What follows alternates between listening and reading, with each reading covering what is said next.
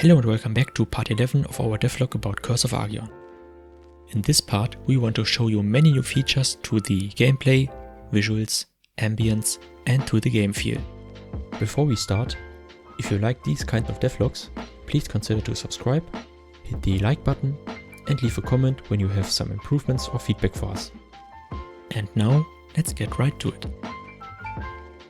Originally, we had no indicators for when exactly you could dash or when the dash is on cooldown.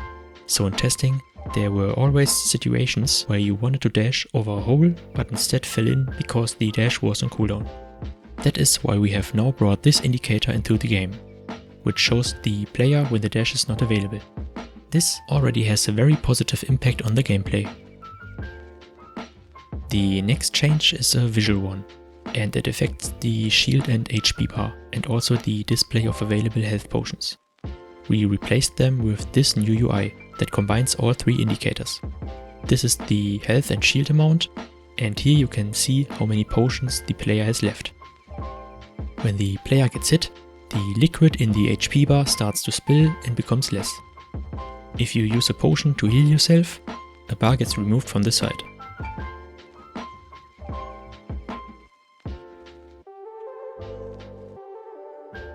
Speaking of health bars, we noticed that while playing, you don't really have a feel for how much health an enemy has left, especially with the new T3 enemies, who have a lot of health. And that's why we also gave the enemies a health bar as a test, and so far we are very happy with the result. This bar can also be used later on to visually indicate when an enemy is on fire, poisoned or slowed, for example. We also added a strong knockback to the enemies when you kill them. The last played animation freezes and the enemy is pushed back until it disappears with the death animation.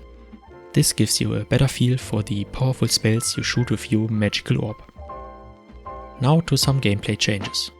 Due to the changes in the last devlog that the player now has a range and can't shoot across the whole room anymore, the old Dr. Roof and mini-boss fight became almost impossible.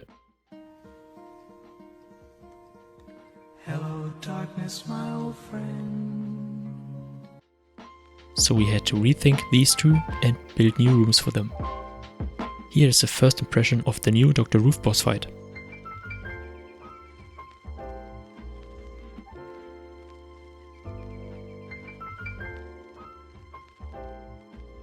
There was also a change in our Spiderboss. We thought it would fit much better if we reversed the stages of the boss fight, so that instead of starting with the spider form, the fight now starts with the standing form. And then its true form is revealed slumbering under its cloak, and he becomes a spider. Also, this order fits better because the spider form has much stronger attacks and is therefore better off in phase 2. Last but not least, we have a few changes to the ambience that we wanted to show you. First, we have added a few small things to make the general ambience a bit more lively, such as flying books in the entrance hall. We are also testing the 2D lighting capabilities in Unity to see what's possible with it, and we are pretty happy with the results so far, although we have encountered a few problems with it. But maybe more about that in another devlog when we have dealt with this topic more.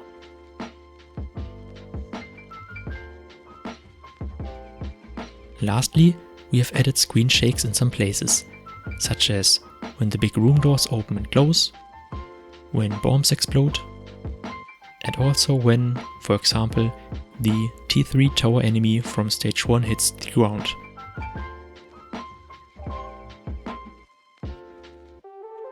Thank you for watching this episode of our devlog series.